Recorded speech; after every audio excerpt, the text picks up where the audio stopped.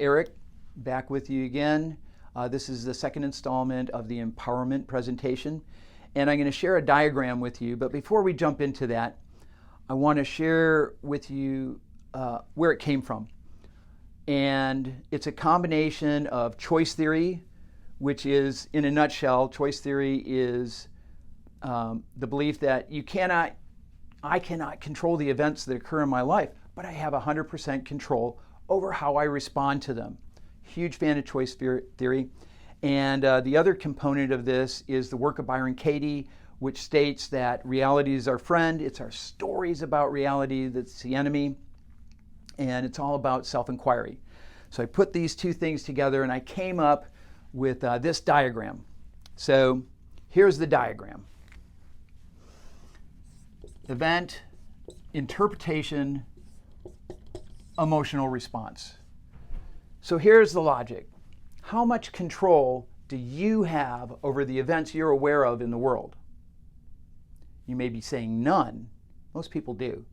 But you're watching this video and you're making it to work on time. You're making decisions and living your life. So you're 1 in 7.5 billion. So very, very little. You have very little control of the events you're aware of.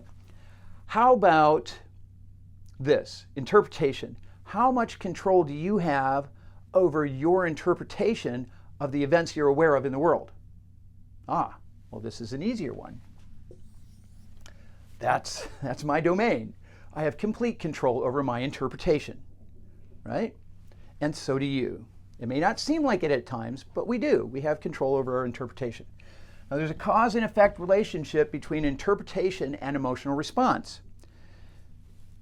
Bear with me a while. Try to think of any time in your life you've had any emotional response. Happy, sad, mad, glad, any emotional response at all. Have you ever had an emotional response that wasn't directly preceded by an interpretation that led to it?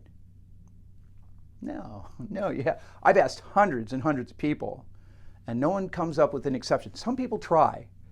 You can tell they're argumentative, but I haven't found an exception to it yet. If you can find one, I'd love to hear it. Anyway, I'm going to go with this cause and effect response between our interpretation and our emotional response. So if I don't like the emotional response that I'm stewing in, if I don't like this emotional response, if I don't like the effect, I should go back to the cause. Right? Pretty simple logic. If I want to resolve this, go to the cause. Now, the problem is our culture, society, and religion reinforces and teaches us that's not the way to deal with stuff. Our culture, religion, and society teaches us that the event is the cause of our pain. Not our interpretation about it, but the event itself. And because it's something external to us,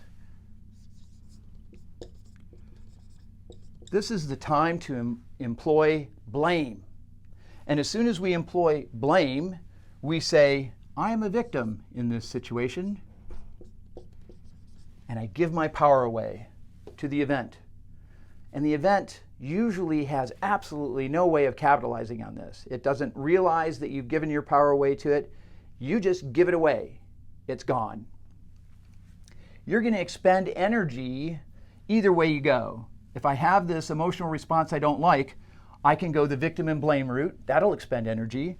And I'll validate why I'm right. I'll justify why the other person's wrong. I'll commiserate with my friends. And I'll get them to say, if they're a good friend, they'll say this to me, Erik, you have every reason to be upset. If he cut me off like that, I'd be angry too. And if you look at that, they're actually encouraging you to remain miserable. They're not helping you to resolve it. They're encouraging you to remain miserable. Think about it. And this is what we do. And I think that validating our friends, that's an important part of our friendship. But don't validate people when they're being a victim. Validate them when they're resolving their stuff. Validate them up here. Help them get up here. Don't validate them over here. You're just encouraging them to remain miserable. All right, so we expend energy either way, with resolution or with the victim blame route. Now, I encourage you to deliberately choose resolution instead of reacting out of anger, default, emotion, sadness, depression. I want you to ask yourself, what is my best response in this situation? And it's going to lead you towards resolution. Or you can just say, oh, I have every reason to be angry, and you can wallow around in that anger or depression or upset. Or up to you. I just want you to know that you have a choice.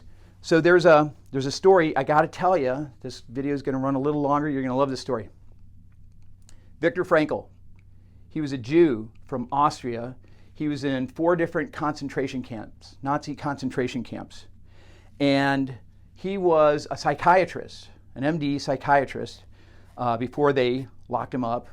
And he made a discovery in the concentration camp. And that was, the Nazis can't take from me the ability to love and support myself. Now, I think I could persuade 1,000 out of 1,000 people that Viktor Frankl had every reason to blame the Nazis for this terrible ordeal he was going through. I think I could convince 1,000 out of 1,000 that he was a victim to the Nazis.